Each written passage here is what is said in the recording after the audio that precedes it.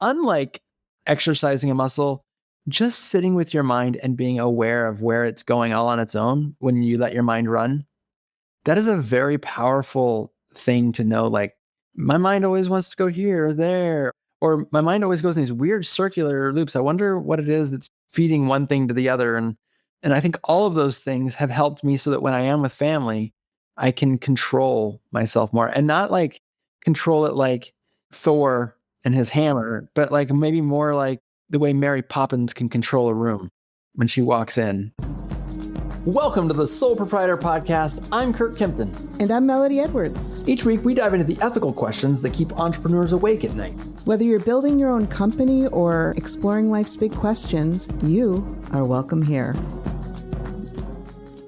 We wish you a Merry Christmas. Hi, Curt. Oh my God, why am I sideways again? Hold on. There you are. I'm accurate. Hello. You're accurate. Hello. There we are. Hi. Happy Merry Christmas Eve. Why don't you sing to me again? I like that. We wish you a Merry Christmas. Not even 2 lines, like just 1? It gets really repetitive. Oh, okay. And a Happy New Year. There we go. Oh, that felt so nice. I like it when you sing Happy Christmas to me. Oh, isn't it Merry Christmas? This might be the whole podcast episode right here. Yeah. So, Curt, you are not into this topic 100%, and I am. And I'm still making us do it because now that you're not into it, I'm like, I wonder if I can get him there. Yeah, I think it'd be interesting. Just to be clear, in case anyone's wondering, I'm not humbugging anything. I love the Christmas holiday. It's probably my favorite holiday, if I was just like going to get like quantitative about it here. But yeah, the topic that we are bringing up today is one that I'm kind of like, I hope I have enough to say about it. Like, I don't feel like there's a lot to nail down here. There is, because we are so out of it that we can't even relate to the topic anymore, which is being present with your family and friends. And just like, it's really about enjoyment of the holiday. When you are somebody who tends to work really hard and be an entrepreneur who's always 24/7, your brain is thinking about business. How did we make the transition to where we can be present with our families? Because first of all, Curt, have you always been present during holidays or family time? Has that been something that you just always have been? You've made the time and it's not been a problem? I would say that I am exactly the opposite. There was a time when I was the least present. Just to kind of give you a little background, I used to be a scout leader. There was so many times I went on a scout outing, came back from the outing, don't remember talking to the kids at all, the whole time, completely preoccupied. Holidays, very, very common. There were so many times when I would be I would literally bring my computer, hotspot it, while my wife would drive us to the event. I don't even remember the drive. I would get there and be like, holy cow, we're here? Dang it, I still had a lot to do. I would get out, be thinking the whole time I was in that family get together about what I need to get back out to the computer and go do it. Camping with family. Like I did camp outs with the family, had my computer in the tent, spent time getting stuff done in the tent. Legitimately, and my wife just sort of accommodated all that. And to this day, if I said right now, you got to drive, babe, she would drive and I would work on my computer. She's just totally cool with it. And I know, looking back, that there was lots of times we'd be at like kids' school concert or something. And I know that I was the one making the concession to hurry and be there. And they were graced to have me in the audience, but I paid no attention. So I have had enablers all around me. Everyone understood. And I just had to provide for the fam. Like, that was just what I do. This is why the conversation is going to be interesting, because what you said, my family's just accommodating. They know I'm trying to make it work for the family. And I have not the opposite exactly experience. I have always struggled with being present, probably until 5 years ago when I really started making the effort to try to be more present, to really make that effort, because my family is highly sensitive to it. And right before we started this conversation, it hit me that you are the man of the house. And there's a different expectation potentially for the man of the house versus the mother and the wife. And I will say, also to add to that, in those times when I was the worst, my wife has since gone to school, graduated, and become a nurse since all the kids have gone to school and she wanted to do something. But at the time that I'm referring to, I was the sole provider for the family as well. So the man of the house, sole provider, protector, all that. So I think you're onto something there. There's a dynamic. And also, your wife she's a nurse, right? That she still has motherly expectations, right? Like kids expect certain things from a mom. And in some way, I'm not going to speak for Rachel's No, role. I think you're right. And in fact, the whole time you were talking, I kept thinking about when you were saying my family's very sensitive to it, blah, blah, blah. I'm like, oh yeah, she's also got mom guilt. I didn't even think about that. Oh, yeah, there's major mom guilt. I look back when I had my home service companies, especially my Christmas light business of all the businesses, it's all about providing what I say, joy and cheer across the land of Massachusetts and beyond. And then also being completely exhausted. By the time Christmas comes, I am wiped. That's how my life was like with that company, plus home service VA on top of it. My family wasn't getting the best of me. And I think oftentimes our families don't get the best of us. And the one time that they probably do expect to get the best of us, I imagine, would be the holidays. Let me ask you a quick question because I think this is going to be really insightful for us moving forward. At the time that they weren't getting the best of you, were you preoccupied and or fully aware of the fact that they weren't getting the best of you? I'm always fully aware of people's feelings around me. And I still make choices sometimes to do the work that I feel needs to be done because, just because I'm aware of it, like you might have that same dynamic, let's pretend, and you might just not be aware. That's 100% what I was going to get at is like the whole time I was doing it for them. Like they should be grateful for me doing all this. Like, so I think we kind of have found like item number one of discussion point because I didn't feel obligated to be fully present because they were just glad that I had the kind of job that would allow me to work from home or do my own hours, as long as that meant that some of those hours are while we're driving or some of those hours, we're driving somewhere, everyone in the car has to be completely silent while I'm on a call. They can't even talk to each other or play the radio because dad's working. And in my mind, like, obviously, you guys are lucky to have me here. How do you feel about that now? You're the ones that begged me to come. I would have been working on my computer and not even bothered stepping out of the car.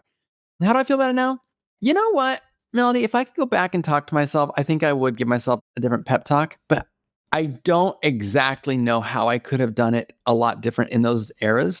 And I would need to sit with that for a little bit because I'm probably wrong, but I don't look back with regret on those times so much as I go, golly, that was a sucky time. I would love to be like, Melody, you could just go back to your high school you and just say some words to you that would change like, no, we have to learn those lessons. We have to live, right? We can't just know wisdom. Everybody tells us wisdom when we're younger. We don't listen to it, even if it was from our own mouth. This is interesting because yesterday, my husband is a big football fan of the Patriots, and this is football season, except it's not because it's Christmas Eve.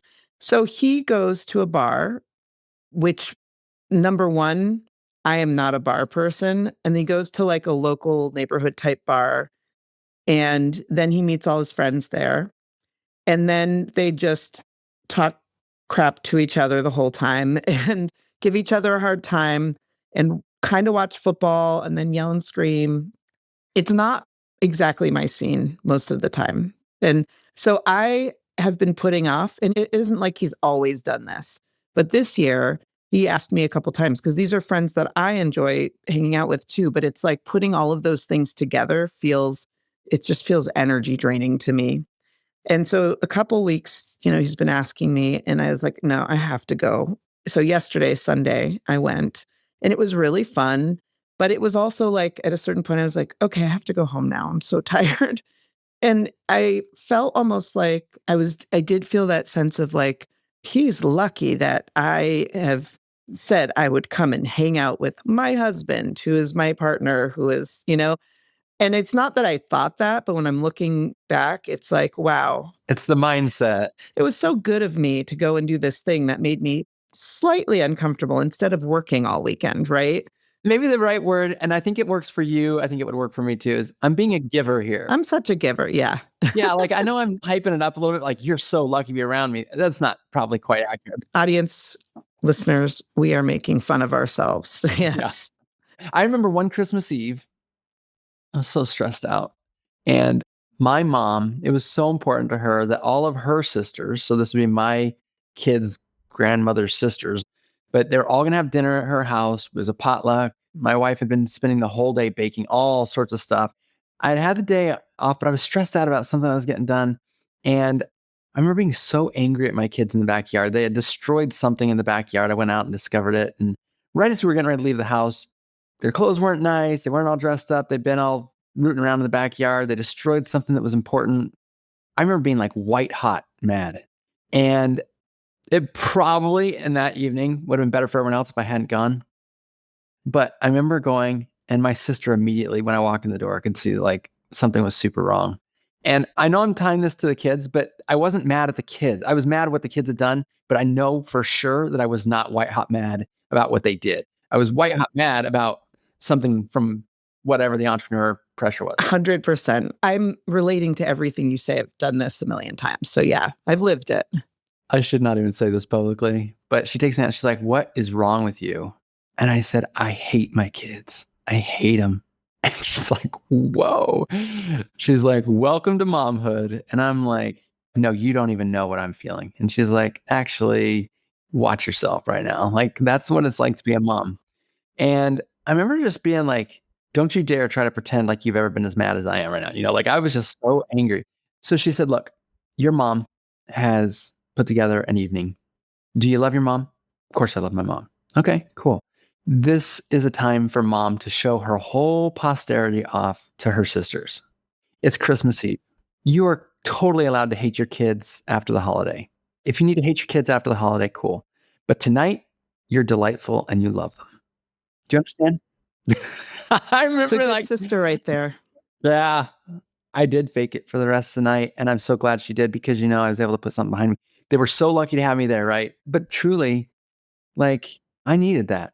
Oh yeah. Like if you hadn't had that experience with the business thing, maybe the kids ruining the thing might have been a laugh it off moment, It could have been. It really could have been. right? Because I literally can't remember what it was. I remember how intense I felt, but like, I want to say it was a picnic table in the backyard, like something made out of 2x4s or something, like something I could have probably spent $8 at Home Depot and stained it and put it on. But it wasn't about that. It was about your stress. It definitely wasn't. Yeah. If we don't train our brains to unwrap ourselves from those feelings, from the business being so much a part of our soul, it is going to eat us alive when things aren't good. It's going to stress us out when things are stressful.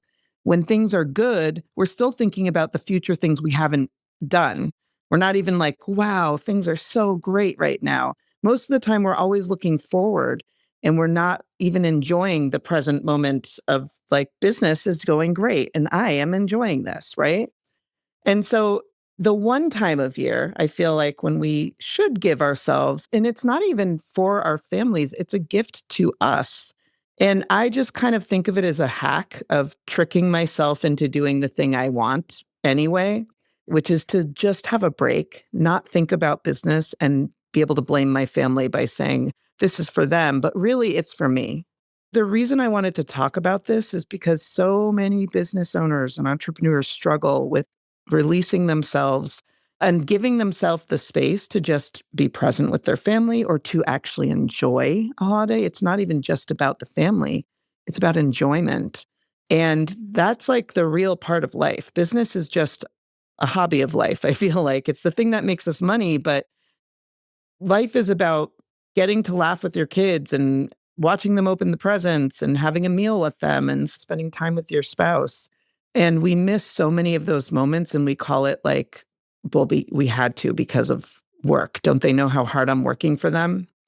So I kind of wanted to talk about for people who struggle with this, how did we unwrap ourselves? Because it's not easy. We might not even remember, but I feel like if we talk it through a tiny bit, maybe we can remember what had to change in our brain, what we were learning that made us start to change. Because this was not a quick shift, and it's still something that I have to be very mindful of, think about it, make decisions about it. I'm thinking back right now, and it is one of those things where you add a few things to the bowl, you mix it up, and you put it in the oven at specific degrees, and it works. So I originally, when I thought this was not a big topic, I'm just going to say, I got beat down in attrition. Like, I just couldn't live like that anymore. Like, there was a time where I was just like, Curt, if you don't check out, there's a saying, a bow that is strung too tight will soon lose its spring. You ever heard that before? No, but Matt is an archer and he's going to love it. Okay. So I was always sprung tight and I was definitely starting to lose my spring. And I just couldn't do it anymore. So if I was to answer that question like the way I thought I was going into this meeting, it got to the point where Rachel would be like, okay, so what's going on today? And I'm like, I can't do it. I'm sorry. I can't tell you everything. I'm done talking about today. Today, everything that happened, I lived it once. I'm not going to live it again. And that sort of became a theme in the house. And Rachel's like, but I do want to know what's going on in your life. And I'm like, well, I lived it once. So you can either sit by my side and live it with me, or you can just live in the dark, but I'm not doing it again. And it started out kind of funny. And then it was like, Curt, you really got to be able to talk at some point. I said, well, you can't catch me at the end of the day. I'm happy to talk to you kind of at the beginning of the day when I'm sort of getting into my planning of the day or whatever. But anyway, that's what I thought I was going to say. I have some new things that, as you've been talking, have come to my mind of really important. So maybe I'll share one little thing, and then maybe we'll go sort of with one of your little things, because I know Okay. you are filled with hacks. So the one that I didn't think of before I came in here was therapy. Yeah. And I explained how it's just, I get so upset with stuff and I hang on to it. Now, this is more like just Curt stuff, not entrepreneur stuff.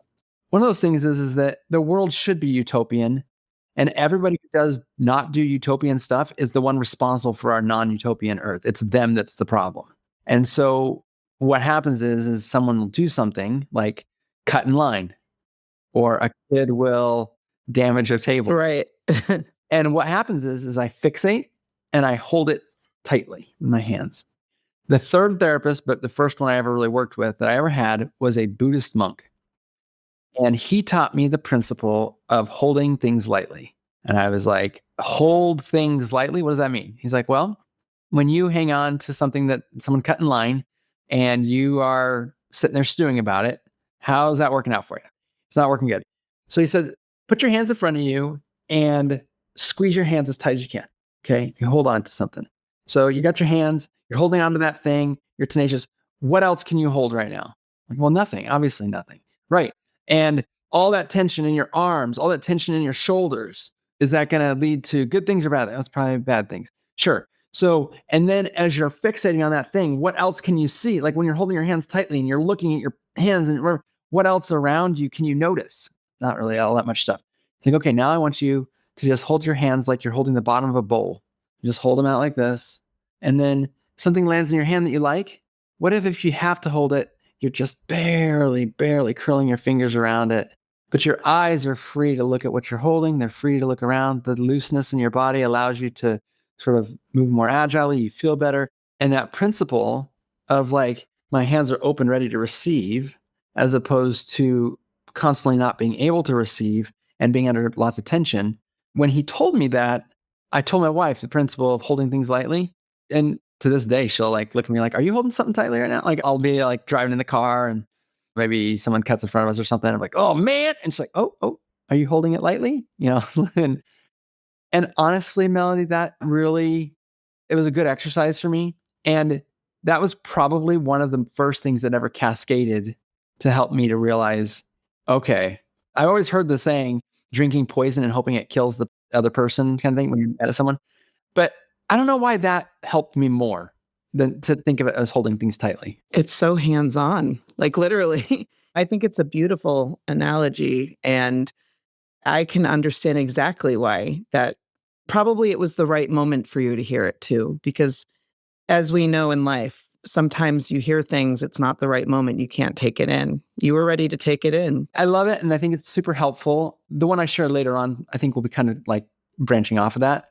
But I'm curious, Melanie, for you, what about you? So mine is there's three things that come to mind that I'll be brief on. But the first time I sold a business, I had been a workaholic completely. I was a single mom when I owned that business. Everything was wrapped around my identity as person who owns business. And I've said this before, the minute I sold the business, my identity shifted.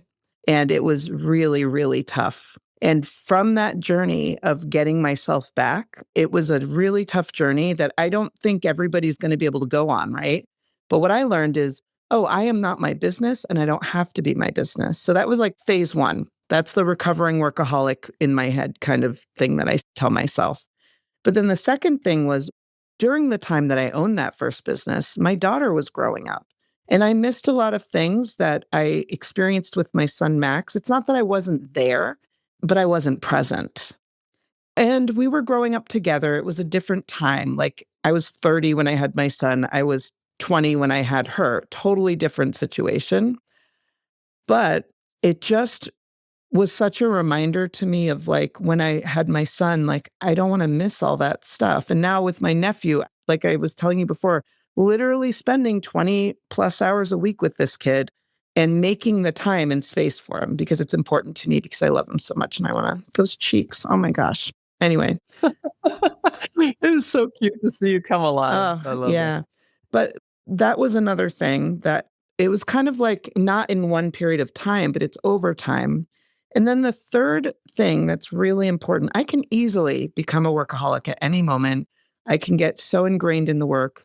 And this is a side point. I think you and I have both learned that sometimes the work doesn't even matter. I would say like 80% of the time, whatever I'm working on is never as important as I think it is. Yeah, I would agree to that actually. Yeah. I'm probably certain it's probably more like 90%. If I have to like end a day and not finish the work versus finishing it, I don't think my life is going to change most of the time the next day. It just is like my brain has attached myself to like, this is so important and your brain is in it and you must finish it. Doesn't mean I have to, right? But the third thing that's the most important hack that I have is I literally started a company that teaches people how to take time back and how to make more time for what quote unquote freedom. So it's like that is a hack that I think about a lot is if I am trying to teach other people how to actually, it's not even getting the time. I give them the, I don't give them time, but they get time back. But this is the part that's the hard part is like figuring out how to actually live your life and not just live your life in business, how to give yourself to your family, how to go on vacation. I was just talking to a new client who's a friend, and she had worked her whole life for a beach house. Like not her whole life, but like her grown-up life. And her kid would be like, Mom, why aren't you coming to this thing? And she said, because the beach house. Well, she got the beach house. And she said she was sitting on the porch watching the waves. She had never planned beyond the beach house. I also had that experience of like, I've met all my goals that I had when I was younger. I never really dreamed beyond that. And so not everybody wants to have the time necessarily because time can feel uncomfortable because it's like you're not thinking, you're not doing. If you're somebody who doesn't want to think too deeply, being busy is a good way to solve that problem. Yeah. That actually is so true. Right? Like most of us don't want to think deep. Like I've said before, if I'm not doing something, I'm thinking like, what is the reason that we exist in the world? And I'm kind of joking about it because it's not always like that, but I go deep. And so I think it's easy to be all or nothing as a business person. And I've had to learn to look at the past, see what I don't want to do, what I don't want to repeat. Also understand nothing breaks. Like I can't think of a time when something broke because I didn't finish something at the time. And especially during the holidays, literally nobody else is working, but we're not used to it if we're workaholics. We're not used to that time and that freedom and that space. So maybe somebody can make it their job on the holiday. That's the work, that they get to be a workaholic for spending time with their family. That's funny. There was a time that was my coping mechanism was I was like, this is my job right now. Just be involved. Like, don't check out. Don't check your email. Your job right now is to make sure that this kid is so proud of the fact that he can bunny hop his new bicycle. That's your job right now. Put your phone back in your pocket. Do your job. I still do that sometimes. I still have to do that sometimes because it's hard, guys. It's really hard, but it's possible. And think about the times when we were younger, when our parents were present for us. Like, what did that feel like? It felt amazing. It's all we wanted. When your spouse is like all about you, that feels amazing. When you have that real connection. when we take the time for it. Yeah, that's actually super insightful. So what do you think? Now I'm really embarrassed to tell you what my next one is. Please, no, do I No, it's you no, you have to. you literally just made fun of mine. No, you didn't make fun of it, but you just in a joking way.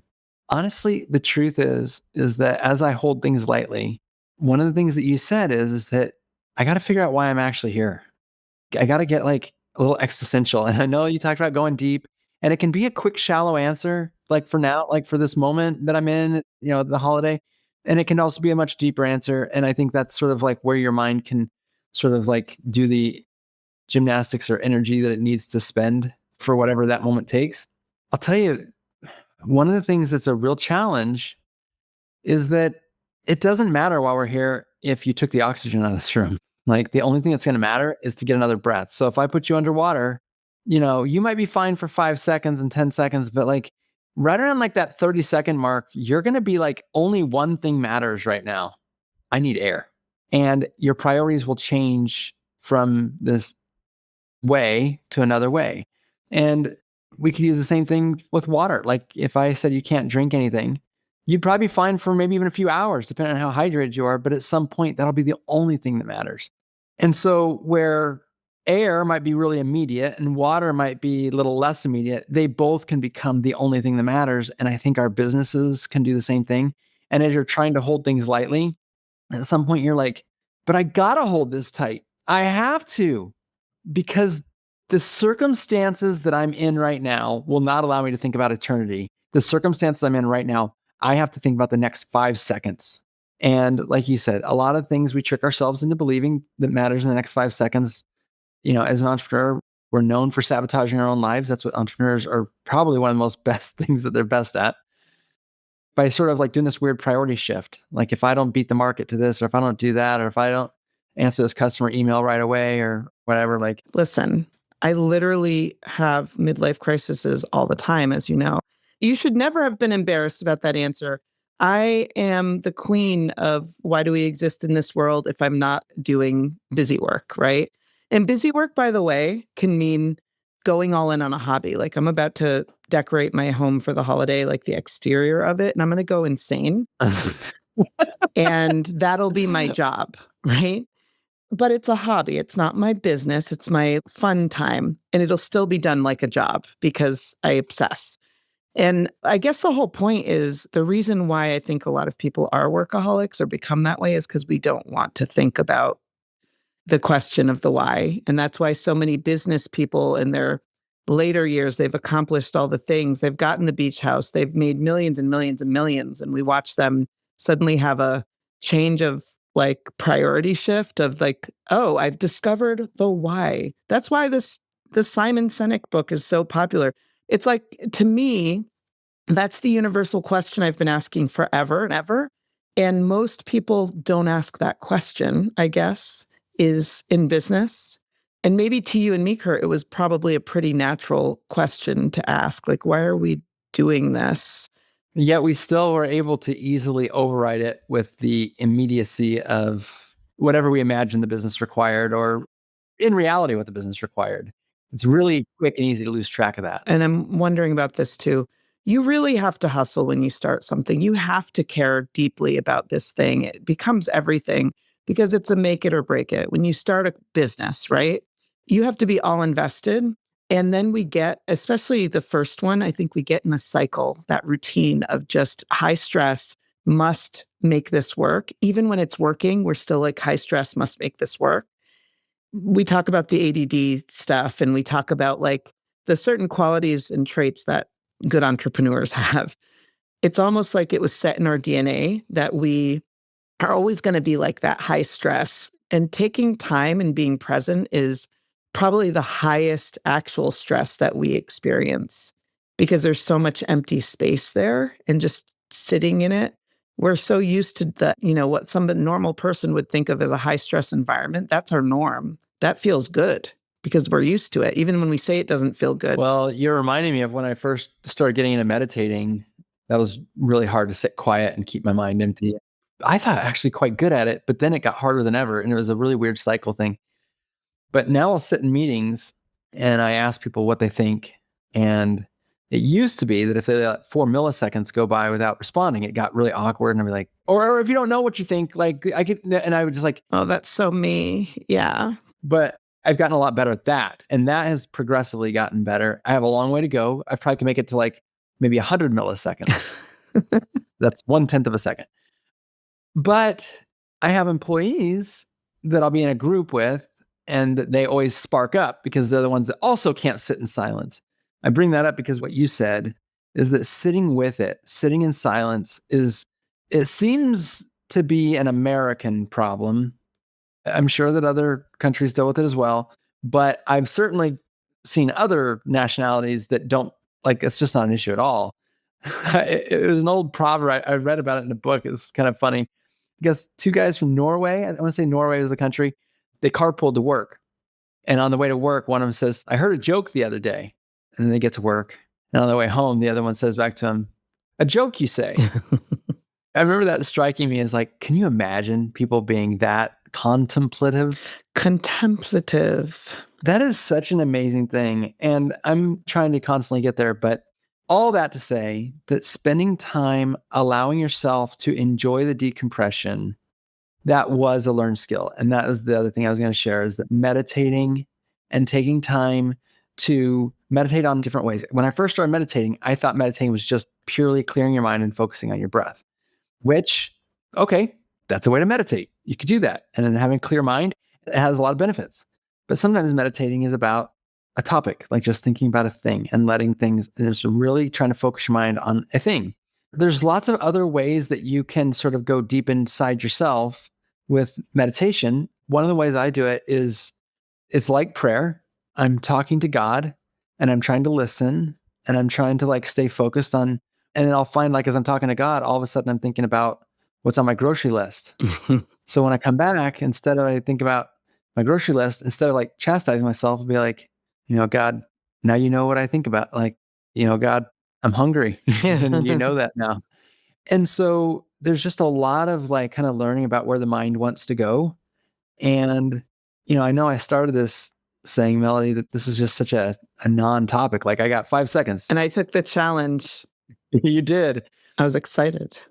I'll take 5 seconds to explain you. As soon as you're too tired to be focused on your business 100% of the time, you finally start looking forward to not. And the truth of it is that no, it took me a lot of time to learn different things, holding things lightly, being contemplative, Contemplative. Yeah. thinking about what God really wants for me and wondering if the things that are pulling my attention, like breath and water, are the things that I'm deeming as emergencies to pull me away from where I actually need to have my focus. Are those things really that important right now? And if they are, which they can be, like when can I get back? When can I get back to thinking a little bit bigger and longer term?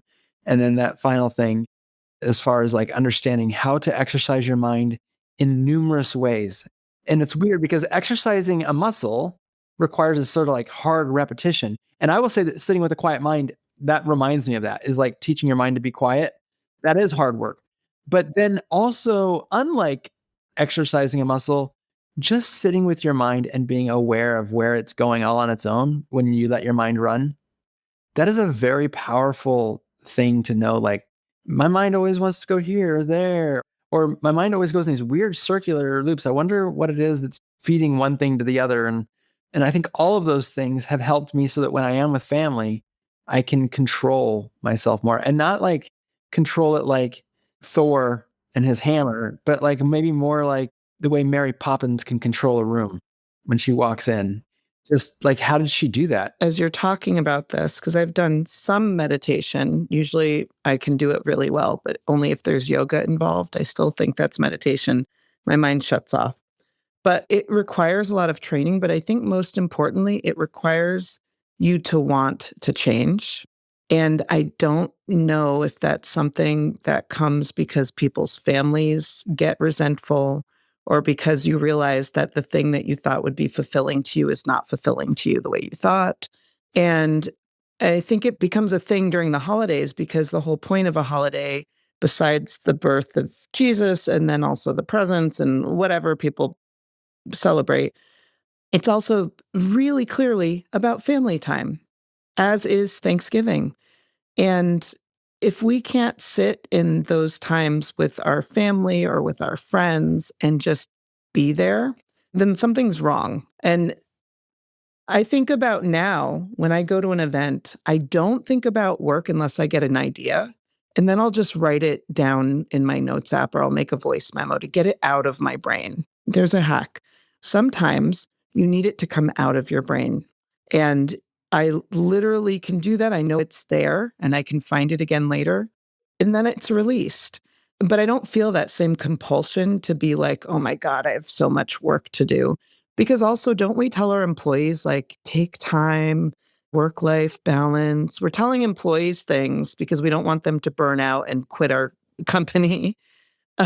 Essentially, that we don't actually practice all the time, but we should. Yeah, I'm with you on that. I will say that when I tell my employees to take time, I do expect that they are ravenous when they are working. And I found myself resenting when people take time and I don't feel like they gave me ravenous while they were on. And I'm like, oh, you need more time, huh? Was that too strenuous for you? Do you mean like vacation time? Yeah. Went on a vacation, they get back, "Oh, I'm so tired from my vacation." And then you're like, and then they go on another vacation just a few weeks later, and you're like, "Look, I didn't feel like that last 3 weeks between vacations was that productive." But again, that's holding things tightly. If I was holding things lightly, I would just go to the employee and say, "Hey, I know she took a bunch of time off. Let's talk about what you've accomplished in the last such and such months. I don't mind you taking time off when things are still getting accomplished, but holding things lightly, actually, you'll have a lot harder conversations because you don't put it inside of you and expect something to happen." Yeah. And from a business place, I will say if we have goals for employees, like we have quarterly goals in our company and people have projects that they're supposed to be working on, you can clearly see. Sometimes I haven't been good about tracking that. I'm just like, you guys know what to do. Just, do the stuff. But when you do have like more of a tracking system for that, you can clearly see if progress is being made. And they also can clearly see, but that requires some level of us paying attention. And we sometimes move fast, which is why I am not the person in charge of paying attention to those details. And a scorecard for Yeah, those. you need a scorecard for employees. That's really important. We sometimes will even feel that even when there is a scorecard because we have a tendency to want to move fast. And just because they're meeting their goals within a deadline doesn't mean that we thought the deadline, what will take us 2 solid days of staring and like, it'll take them a week or two. And we're like, yeah, you got that done. But what about the next 3 projects? So there's a couple different things I was bringing up there, but definitely I understand that. It's hard being an entrepreneur because we were developing businesses with non-entrepreneurs. The people in my life are not entrepreneurs. Like my kids are entrepreneurial, but they're not entrepreneurs and they don't think of me as mom, the businesswoman. I'm not Mel, the lady of business. I am mom. Why didn't you make me dinner? "Mom, where's my other sock? It's your responsibility." Yes, basically anything, "Mom, you didn't pick me up on time. Mom, can I borrow your car for 3 weeks?" That's the current thing. "Oh, But that's okay, I'm borrowing my brother's car for 3 weeks, it all works out. you got your own mom. Happens to be your brother." So anyway, the point is, like, they deserve the best of us too, our spouses, our family. The holidays, there's not a lot of holidays. At the bare minimum, like, we probably should give them us during those times fully. Make it your job. That actually, I've had success as this good short-term hack. If you can't do all the other stuff we've said, and you are resonating with a lot of this, then I can just go ahead and tell you that making it your job to be great, and I know I said it earlier, but it became a thing. I'm delightful. When I go to a place and Rachel's like, "Are you gonna be delightful?" I'm like, "Yeah, I'm gonna be delightful." And I've sure aired a lot of dirty laundry on this particular podcast, but It made me like you more. I have some family members that not a big fan of. Not even hurt me. I wouldn't say they've hurt me. I just am offended by how they treat people around them. I'm offended by some of the things that they believe, and I'm also, well, I'll leave the rest of it out. But the point is that there's some things that I don't want to be in the same room with them. But when I go to a family party and I've made the decision that it's my job to be delightful, I'm asking them if they need any napkins. I'm asking if the food was delicious. Do you want me to bring you another dessert? Do you want me to refill your water? How was your thing? Because guess what? I'm only going to be here for 2 hours and I can do anything for 2 That's hours. right. Yeah. Except for go without air. But Right. other than that, Hopefully it'll never come to that. yeah. No, but I mean, there are times when it feels like, all right, your delightful is starting to run out. But part of the job, and these entrepreneurs know that, is that you might not spend the entire 2 hours doing the hardest possible thing that you could put yourself in the way of for 2 hours, but you can constantly shift gears. If there's a family member that's hard and you just had a 5-minute conversation that was like really hard for you, you can go take interest in what the kids' table is going on at the kids' table. And then when you're done with that, then you can go make sure that the food's getting cleaned up. You can just be delightful as heck and still keep moving and changing like a chameleon with all the things going on around you. And you can be just as good at that family party as you would be at your business. 100%. I agree. That's the best hack we can give people is pretend that this is your business. The business of family. I've just ruined family and business in one sentence. And don't use that as your strategy forever. No. That's the starting point. Yeah, but that's a good hack. Yeah.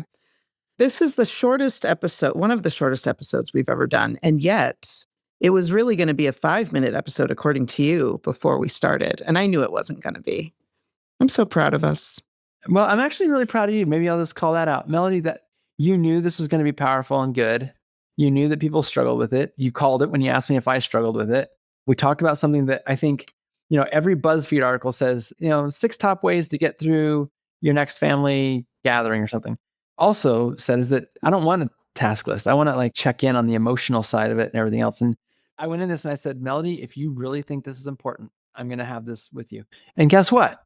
This was really good and really important. All the articles, all of the things that we hear or we see are talking about just the hack or just the top 10 tips. But life doesn't work like that. And humans don't work like that. We can't just be a checklist. We can't operate on a checklist, no matter how many checklists we have. Hopefully, this will help just one person who wants to make that shift and is struggling to make it. Maybe it'll help them a little bit. Yeah. Thank you, Melody. Thank you. And Merry Christmas to all, and to all a good night. Merry Christmas.